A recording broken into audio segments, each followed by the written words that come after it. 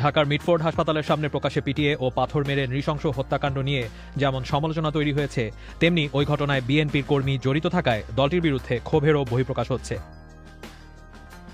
মিটফোর্ডে ওই হত্যাকাণ্ডের ভিডিও ব্যাপকভাবে ছড়িয়ে পড়ার পর বুয়েট ও ঢাকা বিশ্ববিদ্যালয়ে সাধারণ শিক্ষার্থীদের নাম ব্যবহার করে যেসব মিছিল হয়েছে, সেখান থেকে বিএনপি ও দলের ভারপ্রাপ্ত চেয়ারম্যান তারেক রহমানের বিরুদ্ধে স্লোগান দেওয়া হয়েছে। হত্যাকাণ্ডের পর নিহত ব্যক্তিকে ব্যবসায়ী ও যুবদল কর্মী আখ্যায়িত করে বিএনপির সহযোগী সংগঠন যুবদল এক সংবাদ সম্মেলনে জানায় যে তারা ঘটনার সাথে জড়িত 5 জনকে সংগঠন থেকে আজীবনের জন্য বহিষ্কার করেছে। তবে একই সাথে তারা অভিযোগ করেছে ঘটনার সাথে সরাসরি জড়িত ছিল এমন 3 জনকে আসামি তালিকায় রাখা হয়নি। এই ঘটনাকে কেন্দ্র করে বিএনপির ভারপ্রাপ্ত চেয়ারম্যান তারেক রহমান এমন প্রশ্ন তুলেছেন যে মব সৃষ্টি করে বিশৃঙ্খলা তৈরি করার পেছনে সরকারের মদদ রয়েছে কি না। স্ক্রিনে যাকে দেখেছি হত্যা করছে, তাকে কেন সরকার এখন পর্যন্ত অ্যারেস্ট করেনি?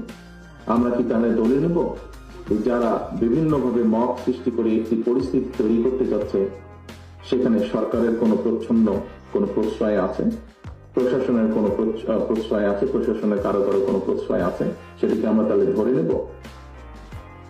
সরকার বলছে ওই ঘটনায় জড়িত থাকার অভিযোগে এরই মধ্যে অন্তত 7 জনকে গ্রেফতার করা হয়েছে।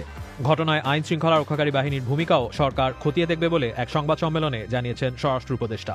এই ঘটনায় প্রশাসনিক এবং আইন শৃঙ্খলা বাহিনীর কোনো শিথিলতা ছিল কিনা তাও সরকার গুরুত্ব সহকারে বিবেচনায় করবে এবং তাও খতিয়ে দেখতেছে।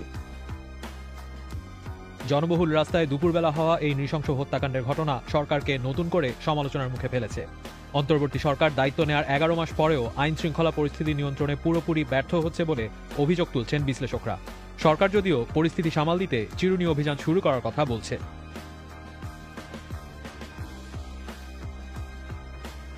হত্যাকাণ্ডের প্রতিবাদে হওয়া মিছিলের স্লোগান ও বিভিন্ন জনের ফেসবুক স্ট্যাটাসে তীব্র প্রতিক্রিয়া তৈরি হয়েছে বিএনপির ভেতরে।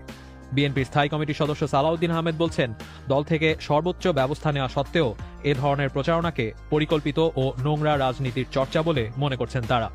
বিএনপি নেতা সালাউদ্দিন আহমেদ মন্তব্য করেছেন, দায় চাপানোর নোংরা পুরনো রাজনৈতিক চর্চার মাধ্যমে কেউ কেউ ফায়দা হাসিলের চেষ্টা করছেন। বিএনপি নেতারা মনে করছেন, হত্যার ঘটনার ভিডিও ছড়িয়ে পড়ার পর শুক্রবার রাতে বুয়েট সহ দেশের বিভিন্ন শিক্ষা প্রতিষ্ঠানে তারেক রহমানের নাম উল্লেখ করে যেসব স্লোগান দেওয়া হয়েছে ও সোশ্যাল মিডিয়ায় যে ধরনের প্রচারণা করা হয়েছে, সেগুলো পরিকল্পিত। বিএনপির নেতাকর্মীদের অপরাধে জড়িয়ে পড়ার প্রবণতা ক্রমশ বাড়ছে কিনা এমন প্রশ্নের জবাবে মিস্টার আহমেদ বলছেন, দলের জেলা থেকে শুরু করে তৃণমূল পর্যায়ে একটি শুদ্ধি অভিযান চালানোর সিদ্ধান্ত নিয়েছেন তারা।